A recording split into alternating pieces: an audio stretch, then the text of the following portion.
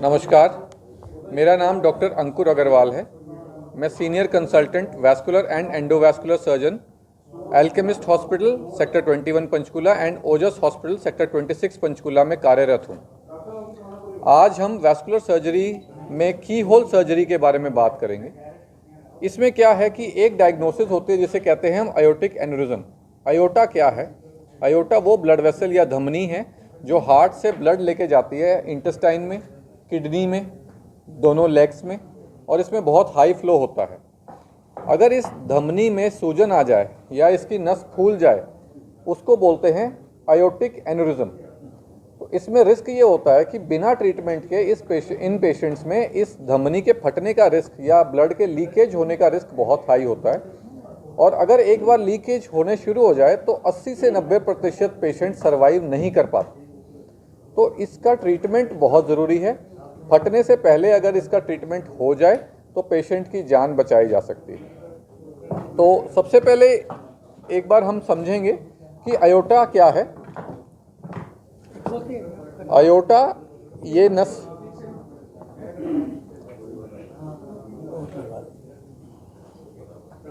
ये जो नस आ रही है, ये ब्लड वेसल ब्लड लेके आ रही है हार्ट से। ये नॉर्मल आयोटा है। ये किडनी में भी सप्लाई दे रही है, ये इंटेस्टाइन्स को भी सप्लाई दे रही है, और ये नीचे लेग्स में भी सप्लाई दे रही है। अगर इसमें सूजन आ जाए, इसको बोलते हैं आयोटिक एन्यूरिज्म।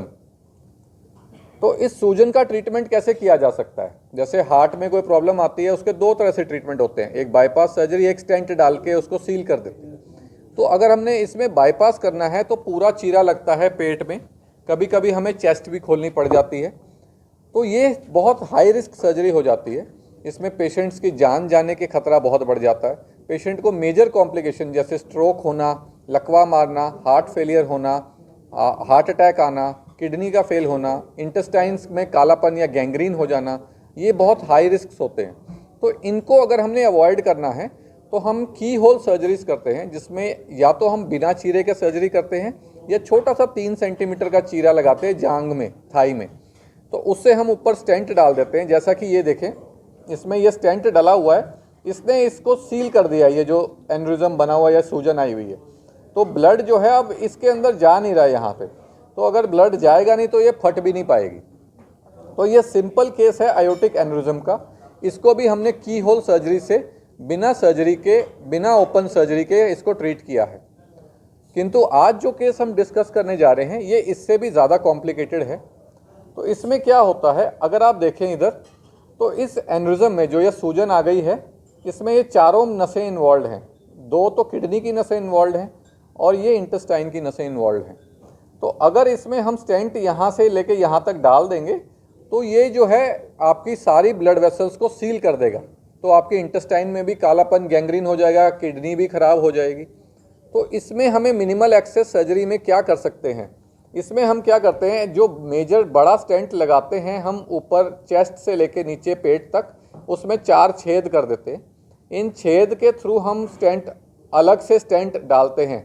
तो ये स्टेंट इन नसों को खुला रखते हैं। जैसे ये नस है, 1-2 नस है, ये तीसरी है और ये चौथी, ये चारों नसों को खुला रखते हैं।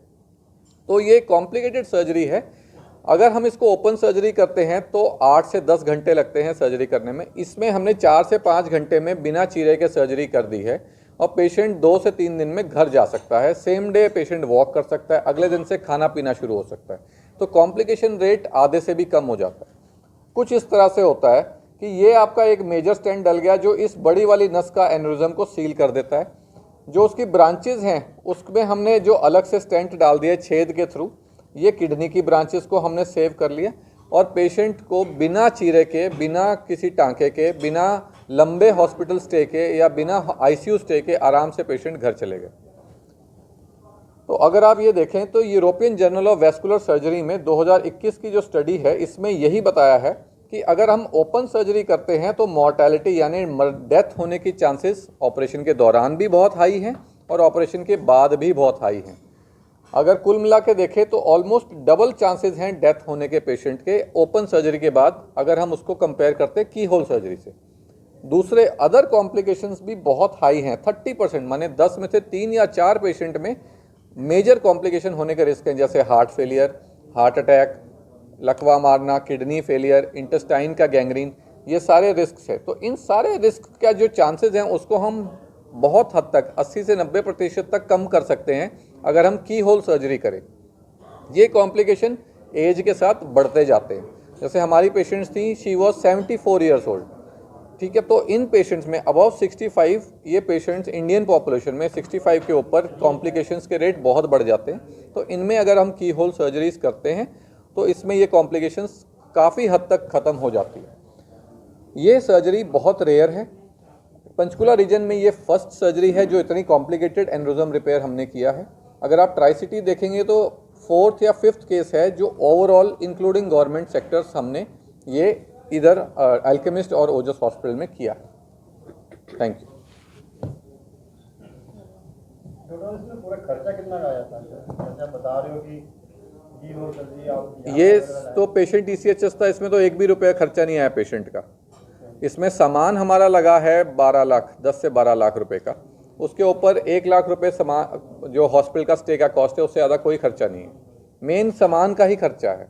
बट आप ये देखें कि अगर ओपन सर्जरी कराते हैं, पेशेंट अगर 7 से 8 दिन ICU में रहता है तो उसका खर्चा उतना ही हो जाता है और रिस्क अलग हो जाते हैं उसके लाइफ के लिए।